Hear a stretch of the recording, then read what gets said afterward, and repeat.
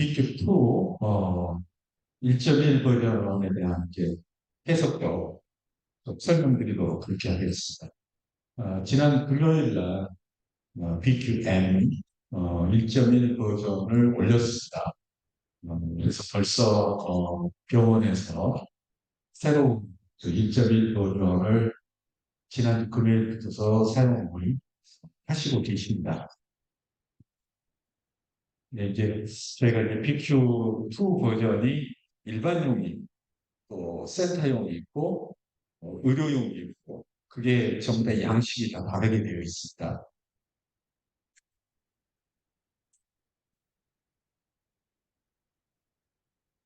어, 이 검사 정보 입력란이 크게 바뀌었어요.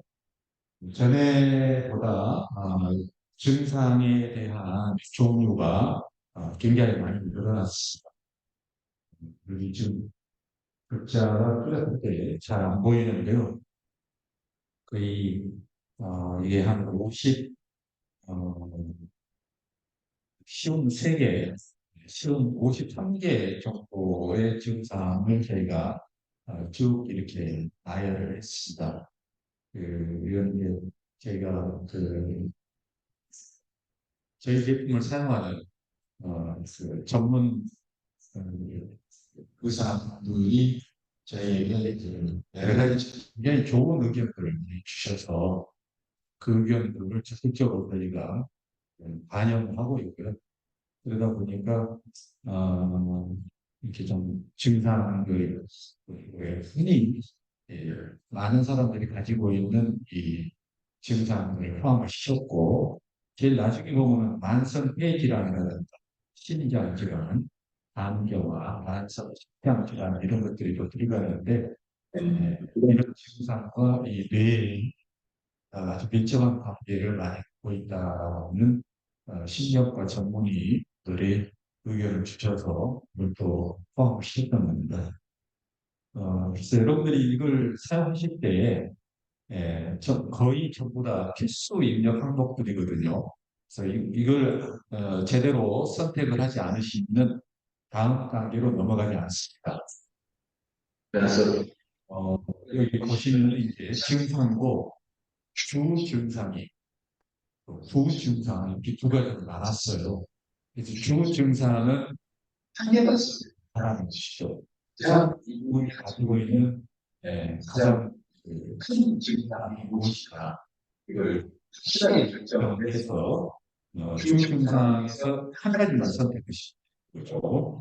그리고 이제 부증상은 여러 가지 선택하셔도 돼요. 예를 들면 이분이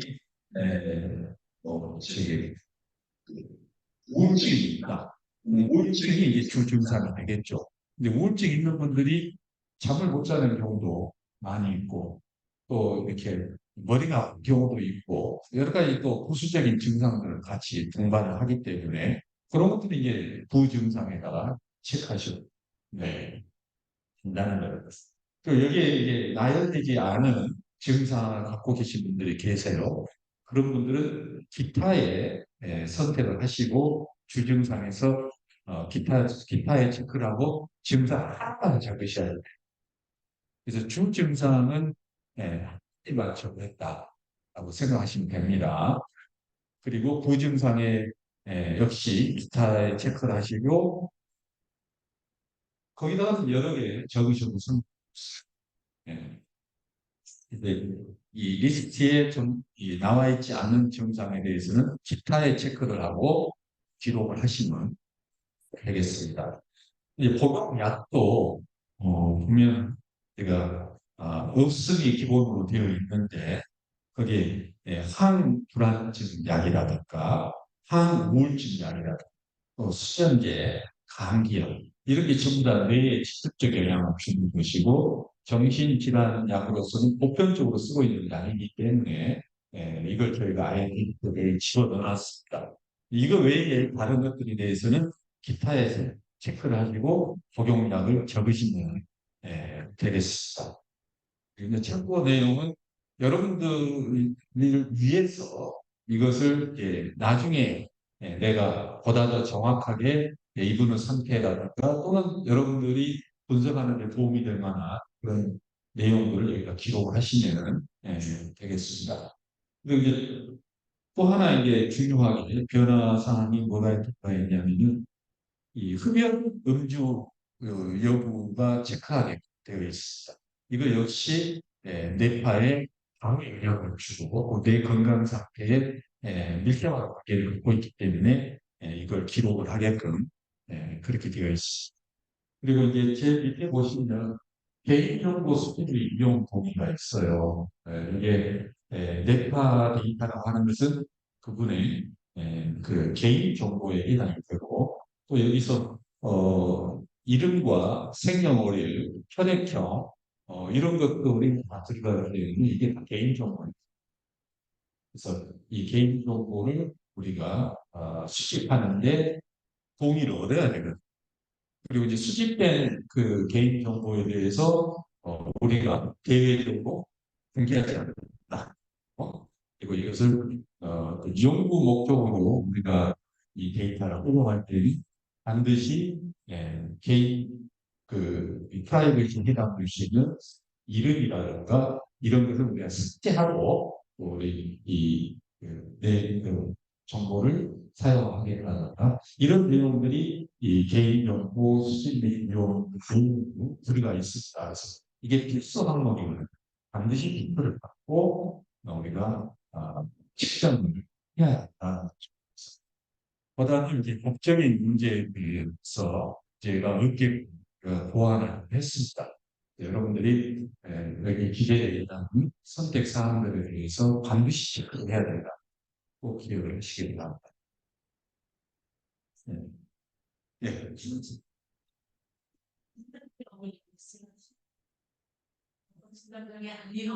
병원 진단명을 찍는 것이 원칙이에요. 네네네. 네. 예. 이제 제가 기초, 2, 1.1 버전. 지금 여기 우리 이제 대부분 우리 사업단 분들과 센터들이 오셨기 때문에 BQM에 대해서는 제가 여기서 뺐습니다. BQM 내용에 대해서는. 예.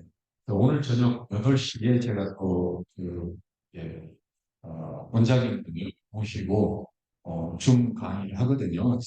저녁에 BQM에 대한 설명을 하게 됩니다. 그리고 이제 일반용 1.1 버전, 그다음에 센터용 1.1 버전이 이렇게 되어 있어요. 기존에 지금 나와 있는 것보다 훨씬 더 세부적인 항목들이 많이 들어가 있는 것을 알 수가 있고, 현재 그다음에 S용 BQ보다 더 많은 정보가 여기에 들어가 있습니다. 그래서 이게 페이지가 한 장짜리라고 하지만 그 안에 들어가 있는 내용은 훨씬 더 많은 내용이 합축되어 있기 때문에 이걸로 충분히 깊은 상담을 할 수가 있게 될 겁니다.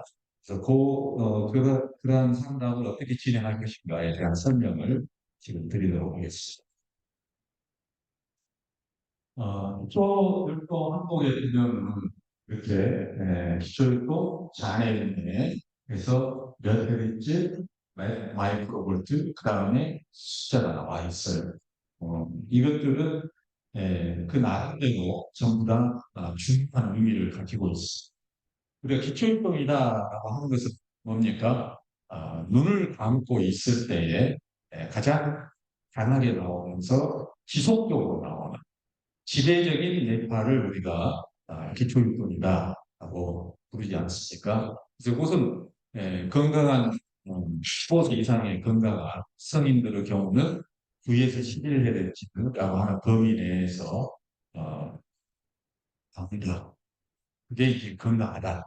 근데 이제 우리가 뇌에 문제가 있으면은 이 기초율동이 떨어지게 되죠. 떨어지게 되고 또 연령에 따라서 이게 기초율동 주파수가 달라진다.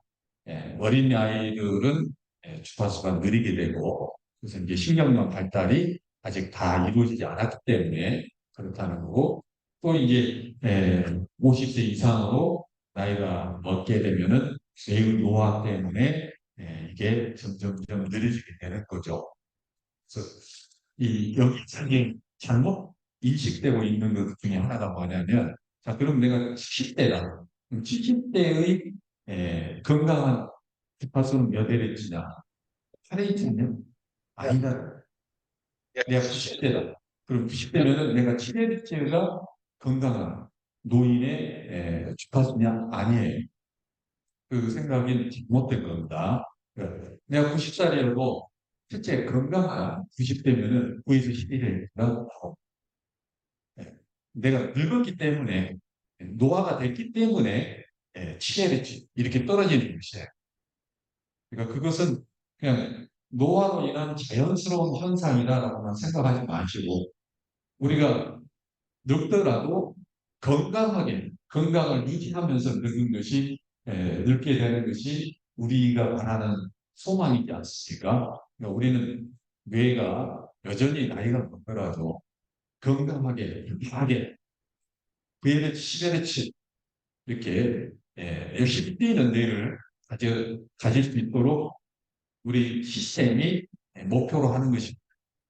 그러니까 노화는 병을 생각을 하고 있고 노화라고 하는 병에 걸리지 않고 건강한 상태를 계속 유지할 수 있는 하는 것이 정말 건강한 것이다 하는 거죠. 그래서 우리가 이제 기초활동 주파수라든가 또 진폭이라든가 이런 것을 보고서 얼마나 뇌가 이 발달 상태가 좋은지 또 노화가 어느 정도 되어 있는지 이런 걸 판단을 내릴 수가 있게 되겠습니다. 그래서 이 수치는 성별과는 아무 관계가 없죠. 남자라고 해서 더 빠르고 여자라고 해서 더 뭐 문제가 있는 남자에 비해서 느리고 이런 게 전혀 없습니다. 실제로 뇌 발달 과정을 보면 어렸을 때는 여자가 더 빨리 발달해요. 남자보다. 근데 이제 노화 과정에서 보면은 여자가 남자보다 더 빨리 노화가 진행이 되거든요. 그래서 치매 환자 숫자를 보면은 남자보다 여자가 더 비율이 높아요. 그렇지만 우리가 잘 관리하면 그런 건 얼마든지 우리가 늘 수 있다. 그것은 이 유로하모니 그동안의 훈련 사례들을 보면은 굉장히 많이 나타나 있습니다. 예. 그 마지막 그 숫자는 이제 코어런스 숫자로 코어런스 숫자는 0부터 1이니까 코어런스라고 하는 단어 자체가 일관성 어, 저는 이제 일관성이라고 이것을 번역한 것이 맞다라고 보고 있는데 장애와 혼애가 어떤 특정 시간, 순간에 얼마나 똑같이 일치된 주파수와 진폭을 갖고서 나타나느냐. 이것을 보여주는 것이거든요. 그러니까 10Hz다. 그럼 양쪽에서 똑같이 10Hz 주파수가 발생이 되는데 그게 똑같은 세계에서 나타나게 되면 1이 돼. 1이라는 것이죠. 이르수치. 그러니까 이게 지금 0.8 그러면은 0.8만큼 약 80% 정도 정확하게 유지한다. 이렇게 보시면 되겠습니다. 근데 자네 구분회가 서로 주파수가 다를 수가 있어요. 그래서 이게 자네 구분회를 따로따로 저희가 표시를 한 겁니다. 8Hz에서의 코어런스, 8Hz의 코어런스. 지금 현재 일본 경우는 자네에서는 8Hz가 나오고 우뇌에서는 7Hz가 나오고 있어요. 그러면은 8Hz라고 하는 헤르츠가 좌뇌에서도 나오고 우뇌에서도 나와요. 그래서 8Hz라고 하는 주파수가 좌뇌와 우뇌의 클리어런스 값이 0.8이라는 것이죠. 여러분들이 여기서 집중하기 쉬운 게 좌뇌와 우뇌의 클리어런스 그냥 그렇게만 생각하시면 안 돼요.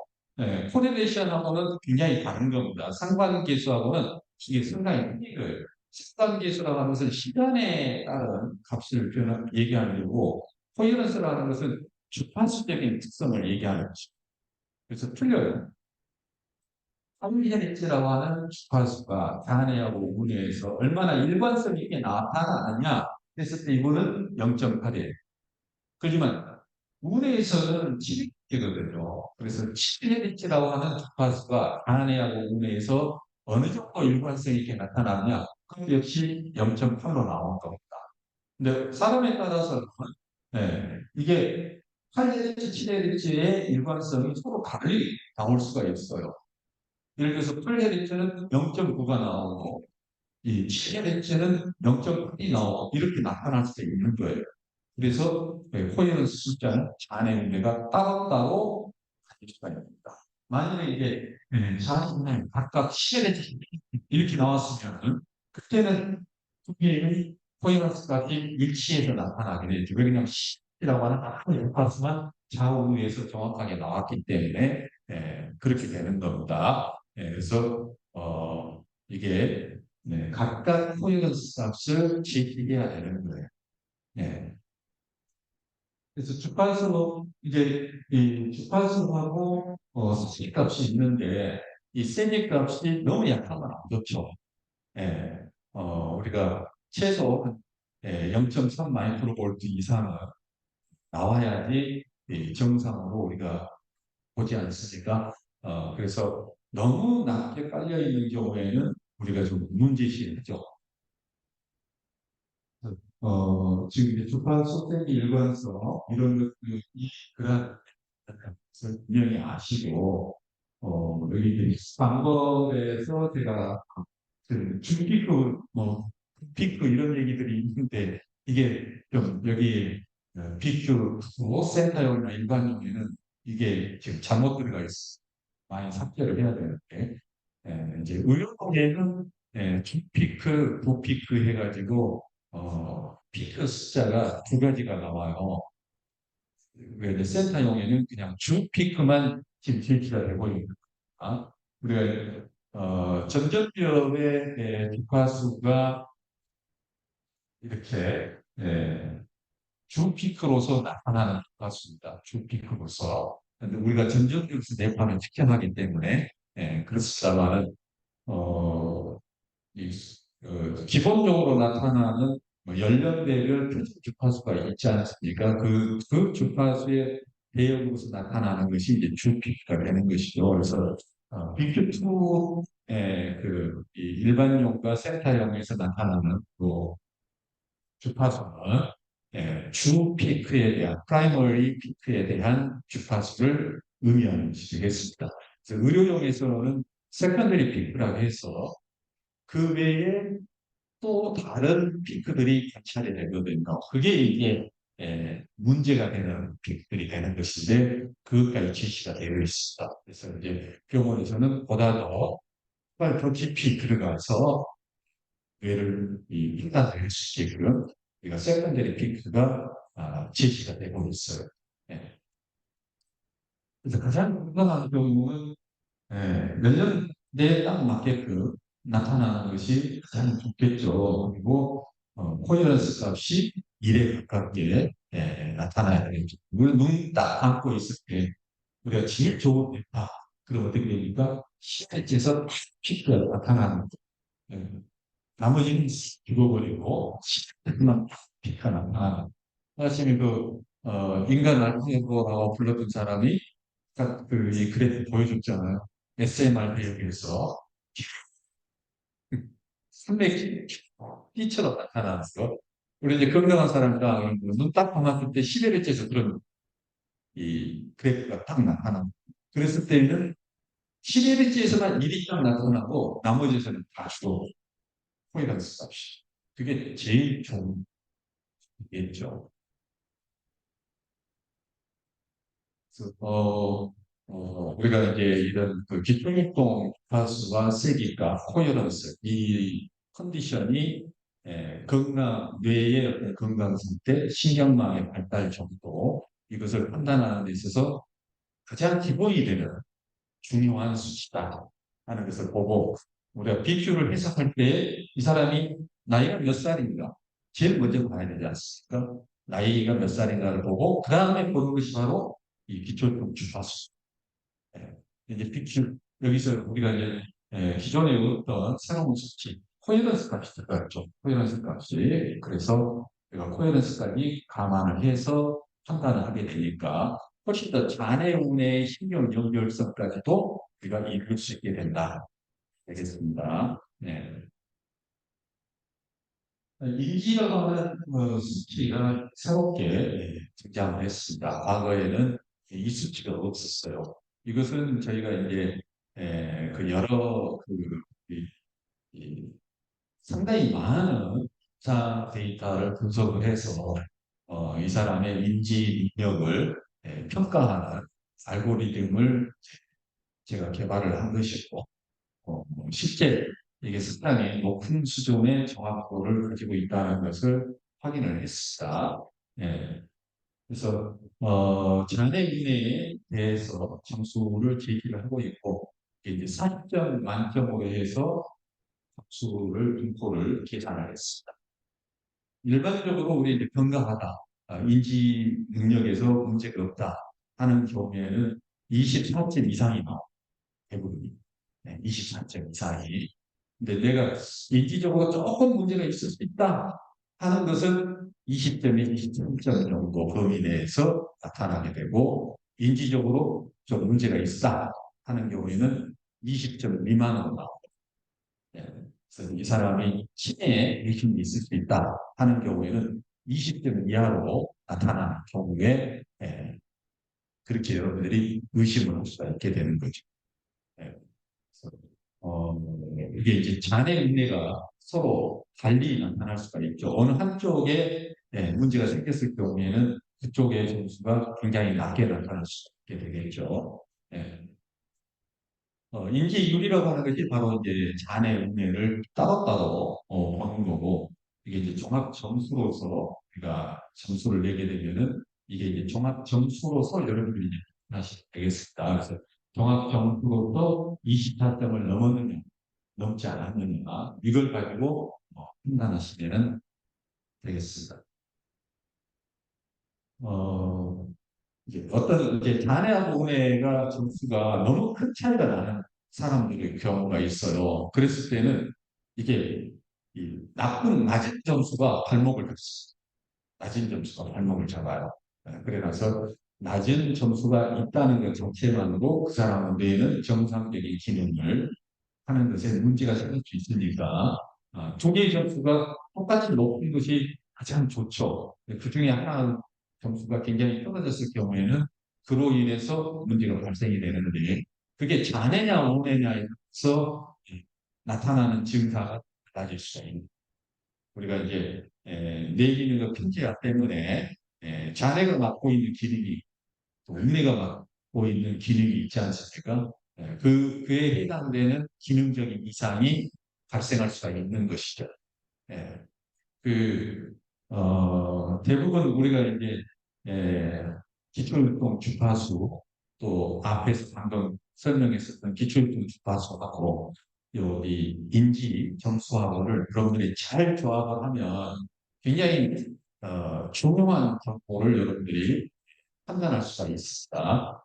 주파수가, 11Hz, 9Hz, 8Hz, 7Hz 이게 정상적으로 어떻게 나오느냐 이게 굉장히 중요한 거고 또 그것에 따라서 인지 점수를 해석하는 것이 달라질 수가 있어요. 비록 인지 점수가 23점 이하로 나왔다 하더라도 주 주파수 피크가 정상적으로 나왔다 그러면은 그건 우리가 지금 현재 뇌가 인지적인 것이 문제가 생길 수 있지만 아직 괜찮아.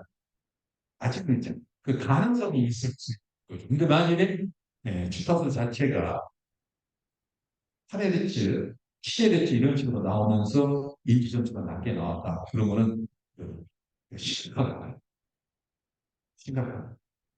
그래서 우리가 이 BQ를 해석하는 데 있어서 반드시 여러분들이 생각해야 되는 것은 종합적으로 판단해야 된다는 종합적으로 깊은 연관성을 갖고 있기 때문에 이거 하나의 시각만 가지고서 설명해버리면 오류를 범할 수가 있어요. 그렇기 때문에 서로 연결 관계성이 많기 때문에 그걸 종합적으로 판단해야 된다.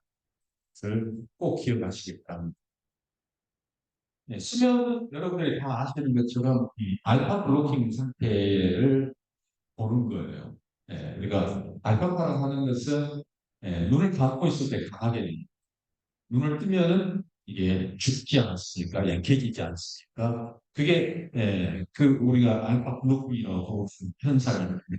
알파 블루킹이 정상적으로 발생이 됐을 때는 우리가 일반적으로 뇌가 좀 맑은 상태, 수면을 충분히 취한 상태, 또 정상적으로 깨어나 있는 상태 이렇게 판단을 내리는데 이게 만일에 눈을 감고 있을 때 알파파가 약하고 눈을 떴을 때 강하게 되면 우리가 알파 블로킹이 거꾸로 일어났다 그런 것이죠. 예, 역전이 되거나 역전을 하고 있는데 그랬을 때는 기량이 줄있거나 또는 수면 상태가 별로 좋지 않았거나 그렇게 이제 우리가 보고 있는 거죠.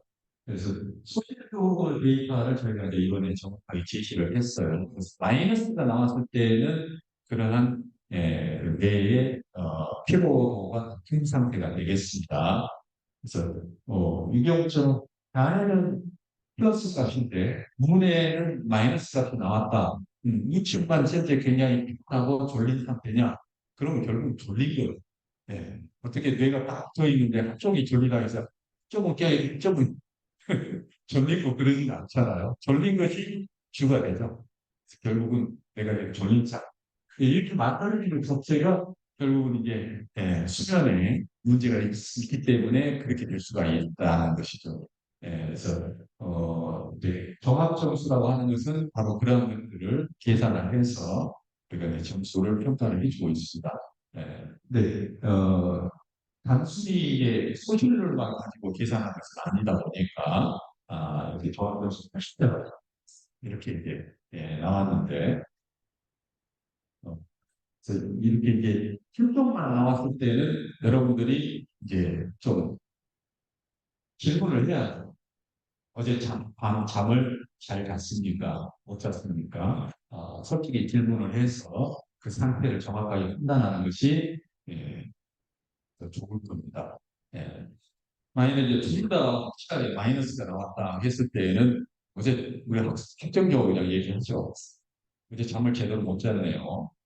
이게 계속적으로 그런 상태인가는 또 질문을 해야 되겠죠. 그렇게 해서 수면에 문제가 있느냐 없느냐를 판단하는 것이 굉장히 중요한데요. 많은 경우에 에, 그 자기 상태를 정확하게 얘기하는 사람들이 그렇게 많지는 않아요. 우리가 이제 기적을 하고 자꾸 이제 이렇게 해 부르면은 그때서야 얘기를 한다든가 자기도 자기 자신에 대해서 정확하게 알고 있는 경우가 생각보다 많지 않아. 아니, 정서 점수를 보면은 우세이라고 하는 것이 있습니다. 이것도 이제 새롭게 제가 이제 계산을 한 건데 매수가 우리가 눈을 감고 쭉 지켜본 사람 중에 안의 행내가 항상 똑같게 나오진 않거든요. 뜻밖의 나오더라고요. 어느 쪽이 더 강하게 나오고 어느 쪽이 더 약하게 나오고 하는 것이 매 순간 바뀌어요. 예. 그래서 그렇게 자네와 운의 중에서 어느 쪽이 더 강한가 이것을 매 순간 이렇게 쭉 추적을 해가지고 그걸 이제 계산한 것이 바로 우수이 됩니다. 예. 그래서 이것은 전체적으로 평가를 답하고는 큰 차이가 있습니다. 예. 그래서 우세율이 이 보면은 이제 장내 인내 이제 우세율이 50%다 각각 50%로 나오면은 똑같다는 얘기예요.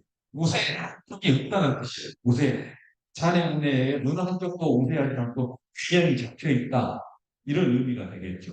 예. 우리가 한 20% 정도 범위 내에서는 우리가 균형이 잡혀 있는 걸로 보기 때문에 이게 한 40개에서 60점 사이는 균형이 잡혀 있는 걸로 볼 수 있는 거예요. 40에서 60점 사이면 그래서 무사일에서 40에서 60점 사이면은 좌우가 큰 차이가 있다 이렇게 판단을 하셔도 되겠습니다. 예. 그래서 이 종합점수라고 하는 것은 이제 그런 우세율을 기반으로 해가지고 계산한 것입니다. 그래서 이 63점 정도가 나왔죠. 그래서 이게 그 40에서 60점 정도면은 균형이 담겨 있는데 60점이 넘었다라고 했을 때는 우울한 경향성이 강해지기 시작하죠. 또 60점이 넘었다 그러면은 이제 우울한 경향성이 강해지고 30점 이하로 떨어졌다 했을 때는 이제 좀 명랑한 그런 경향성이 점점점 강해지게 되겠죠. 이게 뭐 30점으로 이렇게 확 올라갔다 했을 때는 우리가 우울증을 의심할 수가 있게 되겠죠. 이제 뭐 수치가 뭐 20점 이하 이렇게 떨어지게 되면은 이 사람이 이제 조증이 가능한 거에 대해서 우리가 의심할 수가 있게 되겠죠. 그때는 우세히도 크게 크게 나타나기 때문에 여러분들이 판단하기가 훨씬 힘들 겁니다. 예, 그래서 정서적인 것에 있어서는 우리가 이 수치를 보고 훨씬 더 명확하게 여러분들이 판단할 수가 있을 것이고 특히 이 정서적인 것은 뒤에 나오는 이 앞에 있는 기초율동 주파수가 또 뒤에 밸런스 수치도 있어요. 그리고 이제 커넥션 수치도 있는데 그런 수치들이랑 함께 연결해서 해석을 해야 돼요. 예. 그냥 점수 수치만 가지고 당신은 물품이다 하고 확정을 짓는 것은 섣부를 수 있어요. 그러니까 주파수도 보고 주파수가 얼마나 그 주파수에서 코헤런스라든가 세기 값이 얼마나 강하게 나왔는가 이런 것도 판단을 하고 그 다음에 밸런스도 봐보고 커넥션도 보고 이런 것들을 다 종합한 다음에 이 정서적인 판단을 정확하게 하셔야 됩니다. 네. 그리고 이제 똑같은 그냥 병명이 우울증이라 하더라도요 증상은 다양하게 나타나는 그래서 그런 것들은 이렇게 여러 수치들을 종합해서 우울증이어도 나타나는 증상은 서로 다르게 나타날 수 있으니까 그런 판단을 하실 수가 있게 될 겁니다. 네.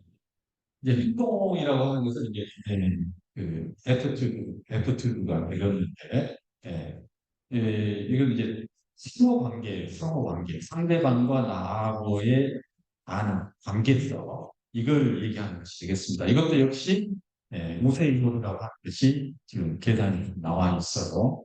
예, 어, 점수를 판단할 때랑 이것도 같습니다. 종합 점수에서 60점 이상이 되면은 긍정적 성향이 강해지게 되겠죠.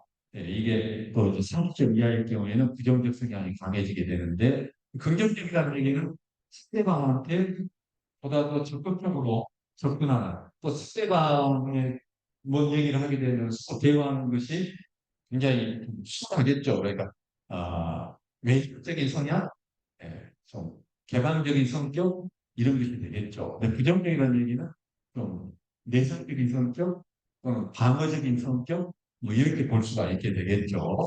예. 그게 너무 적수가 높으면 어떻게 되겠어요? 자꾸 이제 간섭하게 되고 자기 주장이 강하고 자기 행동이 좀 과격해지고 조급해지는 그런 경향성이 나오게 될 겁니다. 너무 이제 자기 방어적이고 그러게 되면은 정말 사람들과의 관계성에가 문제가 생기게 되죠. 어, 굉장히 가려서 사람을 사귄다든가, 뭐 좀, 이, 폐쇄적이고, 강박증적인 그런 경향성이 나타날 수가 있어요. 그래서 우리가 이제 이 점수를 보고 이게 어느 쪽으로 치우쳤느냐, 이걸 판단을 하시면 되겠습니다. 이게 다 전부 다 전전두엽의 불균형 때문에 나타나 불균형 때문에 결국 이것도 역시 정서나 행동이라는 것은 그런 전전두엽의 불균형에 의해서 초래되는 문제이기 때문에 이게 주파수, 결국의 주파수 또 뒤에 나오는 밸런스, 좌우, 연결성 이런 것들을 같이 함께 참고해서 판단하시라 정확하게 판단하실 수 있게 되겠습니다. 스트레스라고 하는 것은 우리가 뭐 환경 속에서 만들어지는 것이 대부분이지 않습니까? 그래서 이게 이제 신체적인 스트레스도 있을 것이고 정신적 스트레스도 있을 것입니다. 그런 것을 이번에는 명확하게 좀 구별을 했습니다. 신체적인 스트레스 점수, 그다음에 정신적 스트레스 점수, 이런 것을 해서 종합 점수를 만들어 놨습니다. 우리가 이제 이 육체적 스트레스가 높다. 그것은 몸이 그만큼 이제 긴장돼 있고 피로도가 인체적인 피로도가 굉장히 높다는 거죠. 근육이 경직돼 있다거나 이런 경우가 되겠습니다. 그래서 이제 정신적 스트레스가 높다. 잠을 못 잤을 수도 있고 또 어떤 심리적인 어떤 그 이 충격이나 뭔가 좀 원인들이 있겠죠. 이런 것들을 여기에 이제 수치화해서 해놨습니다. 그래서 전에 우리가 하우 스트레스 지수라고 했었는데 여기서는 그냥 스트레스 있는 그대로 그냥 보여줬어요. 그게 자꾸 혼동을 일으켰기 때문에 그걸 없애버리고 스트레스 점수로서 그냥 표현을 한 겁니다. 그래서 이 종합 점수가 낮을수록 우리가 스트레스가 없는 것이 되고 높을수록 스트레스가 높은 것이 되겠습니다. 예. 이제 주의라고 하는 것은 이제 우리가 이걸로 이 사람이 그냥 주의 생활이냐, 과잉행동 장애가 있느냐 없느냐, 자폐냐 아니냐 이것까지 우리가 이제 판단하는 기준이 되겠습니다. 그래서 어떤 정신적인 산만, 인체의 어떤 긴장도 또 과잉 행동에 대한 정보 이런 것들을 따로따로 분리해서 우리가 점수를 다 만들었습니다. 그래서 심판도 점수 20점 만점으로 해서 10점까지는 괜찮지만 그걸 넘어가게 되면 산만도가 정신적 산만도가 높아지게 되겠죠. 긴장도라든가 과잉 행동이 정상 범위 내에서 산만도만 높아지게 되면 이건 ADD가 네, 산만도 점수가 높고 긴장도 점수가 높다. 그러면 이건 이제 ADHD로 우리가 이제 판단하는 것이겠죠. 과잉 행동 점수 굉장히 높다. 그랬을 때는 이제 ADHD를 통해서 정말 나대는 애들 있잖아요. 그런 애들이 되거나 이게 너무 모든 수치들이 전부 다 너무 높다. 그러면은 우리가 이제 자폐 스펙트럼을 의심할 수밖에 없는 것이 되겠습니다. 그래서 우리가 이제 주의 점수를 보고 그러한 것들을 판단할 수가 있게 되겠어요. 네. 그래서 이렇게 좀 여러 이 학교별로 정확하게 점수를 내다 보니까 어, 좀이 판단하는 것이 수월해지는 것 같아요. 예, 이게 좀 일관성이 있고 그렇게 된 것 같습니다. 과거 그 PQ 같은 경우에는 해석해주는 사람마다 의견들이 많이 다르게 나타나는 것이 있어서 소비자들이 여기 가서 들어보고 저희 가서 들어보고는 다른 얘기들을 해버리니까 문제들이 있었는데 지금 이 BQ2에서는 그런 것들을 잘라놨어. 어디 가서 보더라도 똑같은 것들이 나오게 그렇게 한 겁니다. 예. 여기 이제 뇌기능이라고 하는 거 보면은 이제 로하고 밴드가 나와 있습니다. 과거에는 이제 원시 뇌파에서의 좌우 균형 상태는 전혀 제기가 안 됐었는데 이게 원시 데이터에서의 좌우 균형 상태가 정확하게 제시가 됐습니다. 예. 그리고 이제 밴딩이라고 하는 것은 우리가 이제 뒷판에서부터 감마파까지의 좌우 타입값에 대한 평균값입니다. 평균값. 예. 여러분들이 이 밴드는 사실 여러분들이 좌우 치를 보다 보면은 스타에서 좌우가 크게 나타나는 사람이 있는가 하면은 전체적으로 그냥 다 좌우 치가 크게 나타나는 사람이고 어떤 사람은 밴드의 일부 영역에서만 좌우 차가 나타나는 여러 방법이 있어. 그것을 이제 여기 앞에서 직접 이런 스펙트럼을 보고 여기 이제 그 맵 그림이 있지 않습니까? 이런 브레인맵이라든가 이런 스펙트럼을 직접 보고 판단을 내리셔야 됩니다. 그래서 밴드 여기서 얘기하는 밴드는 평균값이에요. 100에서 암막까지 평균값이에요. 그러니까 일반적으로 이제 육체적으로 좌우 균형이 깨진 사람들이 결타 대역에서 크게 좌우 크게 나타나게 되는 게 그런 게 있습니다. 책에서 나타날 수 있죠. 그 뒤에 영역에서는 좌우가 균형 있게 나타날 수 있으니까 예를 들면 알파에서 확실하게 좌우가 거의 나타나는데 나머지 대역에서는 전부 다 일치하게 나타나는 경우는 여기서는 적게 나타납니다. 그래서 이것을 알려면은 우리가 이제 앞에서 얘기했었던 정서 또 이런 정서들이랑 같이 연관지어서 살펴 봐야지 된다는 거죠. 근데 우리가 이 내균형 점수에서 이게 너무 큰 차이가 있는 걸로 확실히 나타나게 되면은 앞에 정서나 행동을 우리가 심각하게 봐야 돼. 훨씬 더 심각하게 봐야 돼. 이제 좌우 연결성도 이제 서로 들어간 내용이 되겠는데요. 이제 상관성이라고 하는 것은 상관계수. 상관성이라는 것은 시간에 따라서 매 순간 자네 인내가 얼마나 일치해서 활동하느냐 이걸 얘기하는 것이고 일관성은 코어런스를 얘기하는 것이죠. 이것은 어떤 주관적인 특성이 몇 가지가 정확하게 서로 일치해서 나타나는 이거거든요. 결국은 내가 집중을 한다. 집중했을 때에 내가 적에 나타난다는 그 집중된 상태가 매 순간 자내 운의 상태에서 정확하게 나타나는 이걸 보는 것은 일관성이에요. 일관성. 네. 근데 이게 그 시간에 따라 가지고 침대와 우침대가 일치해서 활동, 정확하게 해서 일치해서 활동하느냐 이것은 습관적으로 결국 이 두 개가 다 좌우의 연결의 연결성, 종합적인 어떤 제 상호 활동을 보여주는 것이기 때문에 이것을 제가 이제 좌우 연결성이라고 이름을 지은 것이거든요. 예.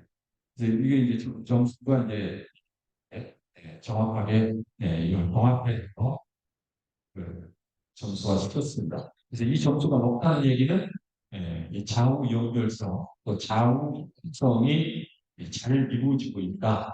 이렇게 판단할 수 있는데, 여기에 함정이 하나 있어요. 그게 뭐냐면은, 네트워크 너무 높게 틀다든가, 어, 굉장히 내 활동이 저하되어 있다.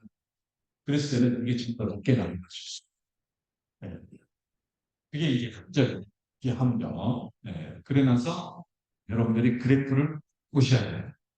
그래프를 보고, 이 코헤런스 점수가 자꾸 1 근처에서 막 변칙이 웃는 사람들이 있어. 그러면은 연결성 점수가 굉장히 높게 그 좋은 아니거든요. 해안 시에 우리가 기초교육 주파수대역만 한 개 나와야 되고, 나머지는 일관성 점수 다 낮아야 돼요. 근데 우리가 내일이 떨어진다거나 노화가 굉장히 심하게 나타났다든가 또는 ADHD나 자폐아들처럼 굉장히 뇌파가 느린 리듬이 주가 되어가지고 금방에 끈다든가 그렇게 되면 이게 굉장히 나빠져. 그런 경우가 나타납니다. 그래서 이거 스킬을 냉정대로 믿으면 안 됩니다. 역시 그래프를 보시고 판단을 해야 돼요. 제가 여기 계산에는 그걸 반영을 했거든요. 에, 전부 다 이렇게 높게 나타나는 경우는 점수가 깎여요. 그래서 전부 다 계산에 알고리즘을 만들어가지고 다 집어넣긴 했는데 충분치 않을 수 있기 때문에 이런 걸 드리는 거예요. 예. 이제 자기조설 점수는 우리가 뇌의 이제 동적인 능력을 이제 평가하는 거죠.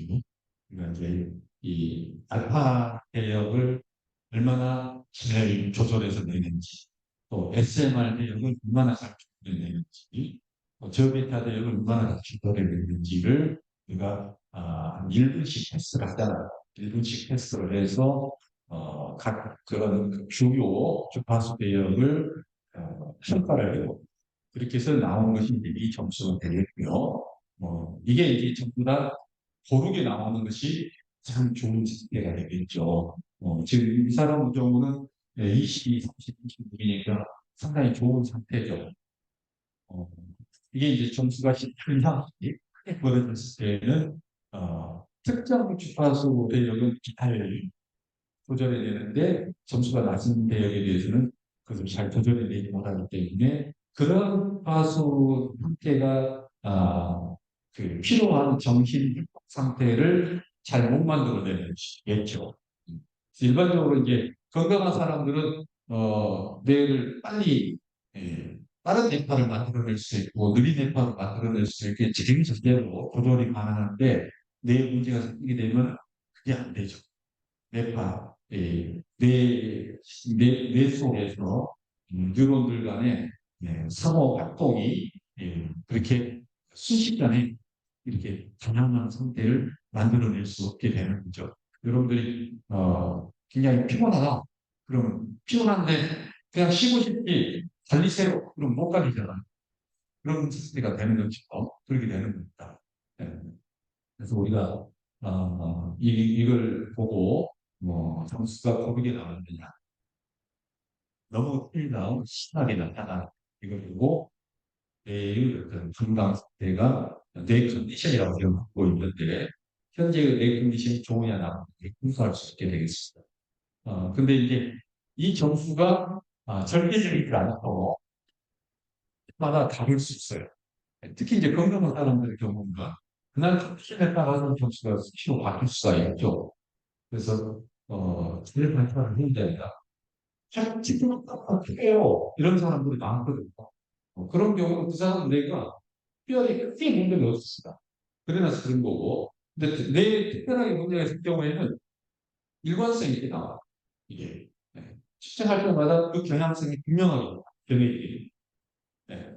그래서, 이 점수의 분포, 이게 중요하다.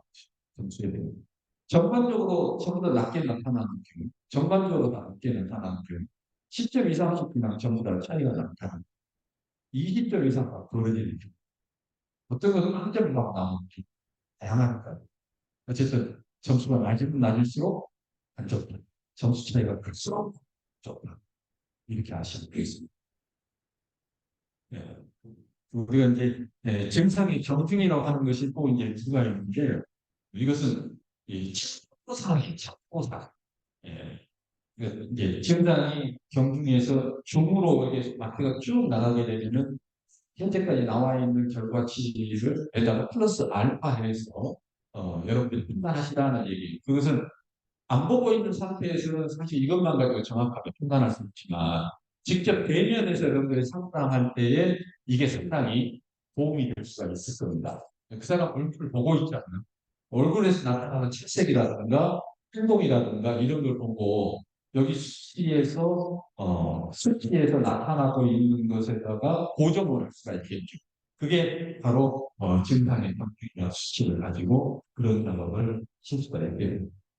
예. 그러니까 이 진단이라고 하는 것 자체가 100% 완벽하게 자동으로 분석하는 프로그램을 만들어내는 것이 굉장히 굉장히 파킨슨병 환자가 그럼 파킨슨 약을 먹어버렸어. 파킨슨 뇌파가 나타나. 안 먹고 있는 파킨슨 환자 뇌파에서는 파킨슨 뇌파가 나올 수가 있어. 근데 그것을 가지고 기출 측정을 해보면은 정상적으로 나와버려요. 근데 어떤 수치에선가는 이게 문제가 있는 수치들이 딱 나오거든요. 그런 것처럼 증상의 경중이 바로 그런 역할을 하는 겁니다. 네. 네. 그래서 이제 훈련 보드 우리가 이제 여기서 제시를 해줍니다. 이렇게 제시를 해주는 것은 두 가지 방법을 써가지고 하는데요. 주 증상을 중심으로 해서 훈련 보드가 결정입니다. 그래서 주 증상을 한 가지만 선택하라고 한 이유가 두 가지를 선택해 버리면은 우리가 밑에서 자동으로 그걸 처리하기가 어려워요. 그래서 주 증상 한 가지를 선택을 하게 되면은 그 증상에 맞는 훈련 보드가 자동으로 선택이 돼요. 예. 그래서 이제 그동안 뉴로 피드백 분야에서 수많은 임상이 이루어졌었고 그 그러한 논문들에서 어떤 질병에 대해서는 뇌파 어떤 것을 조절하니까 좋아지더라 하는 애들이 이미 많이 밝혀져 있거든요. 그걸 바탕으로 해서 이게 결정이 됩니다. 예. 근데 그게 이제 명확하게 정해지지 않는 경우에는 우리가 이게 이 자기조절 점수를 가지고 채점을 그 사람의 훈련 모드로 결정을 합니다.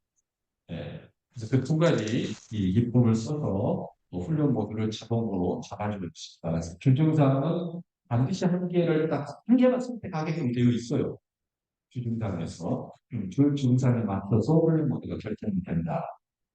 그게 임상적으로 명확하게 되지 않는 경우에는 자기들을 점수에서 최종적으로 나온 것이 훈련 모드로서 결정이 된다. 여러분들이 이것을 좀 이제는 이제 훈련 모드를 좀 이대로 따라가도 크게 문제가 없을 겁니다.